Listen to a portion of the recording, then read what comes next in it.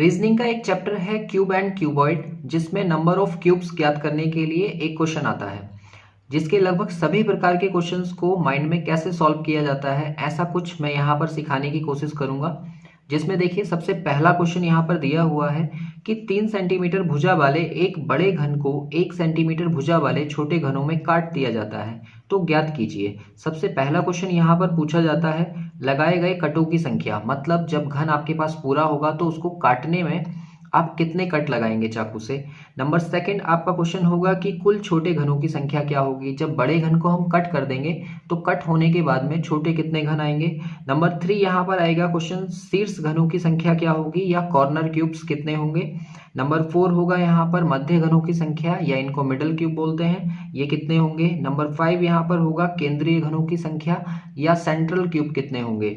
और नंबर 6 यहाँ पर होगा अंतः केंद्रीय घनों की संख्या या इनर सेंट्रल क्यूब कितने होंगे। तो यहाँ पर ये बेसिक क्वेश्चन है, जब आपके क्यूब पर कोई भी कलर नहीं किया हुआ होता तब उस क्वेश्चन को हम कैसे सॉल्व करेंगे। इसके सेकंड पार्ट में मैं आपको बताऊंगा कि अगर उस पर कलर भी कर दिया जाए तो कलर करने के बाद में उसको भी आप माइंड में ही सॉल्व कर सकोगे।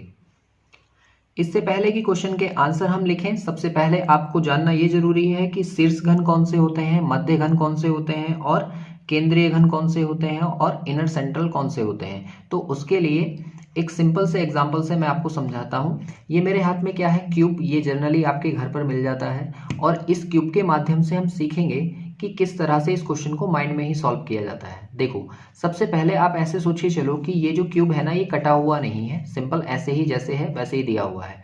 तो ऐसा मानो कि ये जो साइड दे रखी है ना, ये 3 सेंटीमीटर की है। अगर ये 3 सेंटीमीटर की है और हमें यहाँ से 1-1 सेंटीमीटर के 3 क्यूब निकालने हैं, तो ये देखो पहला वाला जो क्यूब है ये 1 सेंटीमीटर, ये 2 सेंटीमीटर और ये 3 सेंटीमीटर, ये पूरा का पूरा 3 सेंटीमीटर हो गया। तो आप यहाँ से ये सोचो कि कट कितने लगाने पड़ेंगे हमें। तो हम कहेंगे देखो यहाँ से पहला कट लगेगा और यहाँ से दूसरा, और ये 3 भागों में डिवाइड हो जाएगा।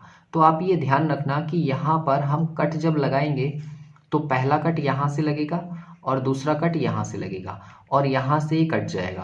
फिर मुझे इसको ऐसे घुमाकर यहाँ से कट करना पड़ेगा, नंबर 1 कट और नंबर 2 कट। मैं दो तरह से दो साइड से 2 कट लगा चुका हूँ और फिर इसको ऐसे रखकर एक कट यहाँ से लगेगा और एक कट यहाँ से लगेगा। तो ये छोटे छोटे सारे के सारे क्यूब हमारे सामने आ जाएंगे। या फिर आप सीधे सीधे याद रखिए कि जब भी हम क्यूब को काटेंगे तो हमें एक किनारे पर नंबर ऑफ कट्स फाइंड करने हैं।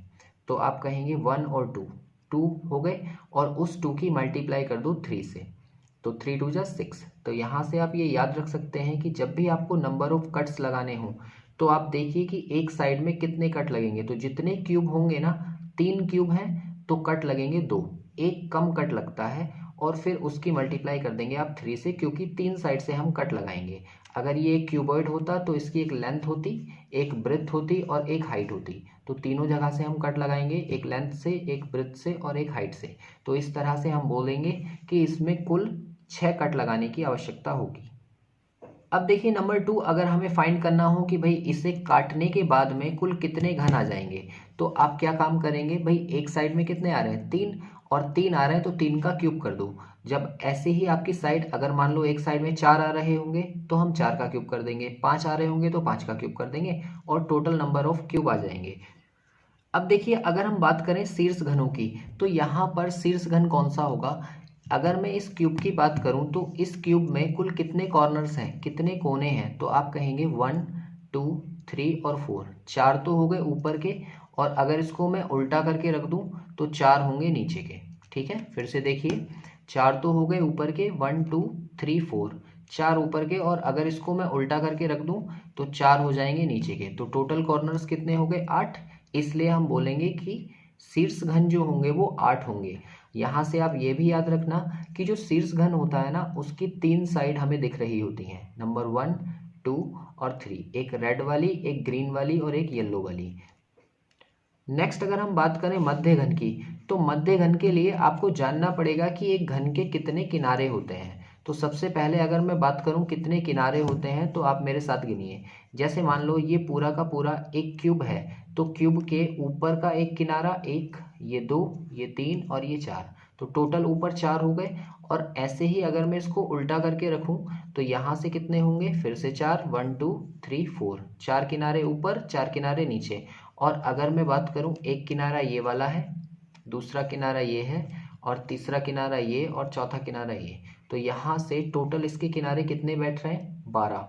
तो आपको ये याद रखना है कि एक क्यूब के हमेशा 12 किनारे होते हैं। और आपके मध्य घन कौन से होते हैं, मध्य घन होगा एक किनारे के ठीक बीच में आने वाला घन। तो बीच में यही वाला तो आ रहा है। और इसे हम कैसे काउंट करेंगे, देखो जो शीर्ष घन है ना उनको छोड़ दो, ये वाला शीर्ष घन छोड़ दिया, नीचे वाला भी छोड़ दिया, तो बीच में कितने बच रहे हैं, सिर्फ एक ही तो है। और एक है तो 12 किनारों पर कितने होंगे, तो 1 की मल्टीप्लाई आप 12 से कर दोगे।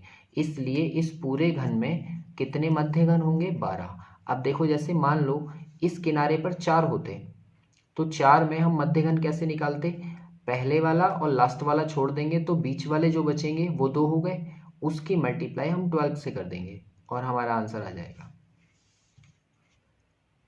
इसके साथ अगर मैं बात करूं केंद्रीय घनों की, तो देखो हमने सीख लिया शीर्ष घन ये होते हैं और मध्य घन ये वाले होते हैं। तो यहाँ पर आपको बचा हुआ कौन सा दिख रहा है, एक ही तो दिख रहा होगा ठीक बीच में। अगर इसकी बात करूं तो ये वाला जो है इसको बोलते हैं केंद्रीय घन या सेंट्रल क्यूब। और ये कितने होते हैं, अगर मैं बात करूं कि एक घन में फेसेस कितने होते हैं, तो कितने फलक हैं, 1 2 3, ये 4, ये 5 और एक नीचे वाला। ठीक है, कलर के बेस पर अगर हम देखें तो एक ग्रीन, एक येलो, एक ब्लू, एक वाइट, एक ऑरेंज और एक रेड। तो टोटल 6 हो गए। और 6 फेसेस हैं, तो आप देखिए एक फेस पर कितने हैं, देखो भाई ये 4 जो थे ना ये शीर्ष वाले थे तो इन्हें छोड़ दो, और ये वाले जो 4 हैं ये मध्य वाले थे, इन्हें भी छोड़ दो। तो सिर्फ एक ही तो बचेगा सेंटर वाला, और एक सेंटर वाला है तो 6 फेसेस पर कितना होगा, 1 के इंटू 6 से कर दो। अगर मैं बात करूं कि इससे बड़ा आ जाता है तब भी आप क्या करो, जो ये वाली रो है ना चारों तरफ की इसको छोड़ दो, जो मिडल वाला है वो काउंट कर लो और उसकी 6 से इंटू कर दो, आपका आंसर आ जाएगा। नेक्स्ट होगा अंतः केंद्रीय घन या इनर सेंट्रल क्यूब।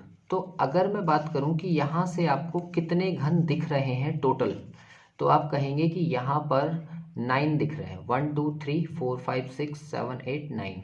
तो पहली वाली लेयर में 9 होंगे, फिर ठीक उसके नीचे वाली लेयर में भी 9 होंगे, और ठीक उसके नीचे वाली लेयर में भी 9 होंगे, तो टोटल हो गए 27। तो इसे आप कुछ इस तरह से समझिए, देखिए अगर मैं इसको ब्रेक कर दूं तो ये जो था ये सेंट्रल वाला था ना, और सेंट्रल वाले के अंदर जहां पर ये कनेक्टेड है, क्या वहां पर एक क्यूब होगा कि नहीं होगा, भाई ये तो एक क्यूब है ना, इससे तो सिर्फ समझाने की कोशिश कर रहा हूं मैं। लेकिन आप सोचो इस वाले के ठीक पीछे और इस वाले के ठीक पीछे एक बीच में भी तो रखा होगा, मैं उसी की बात कर रहा हूँ, उसी को बोलते हैं इनर सेंट्रल क्यूब।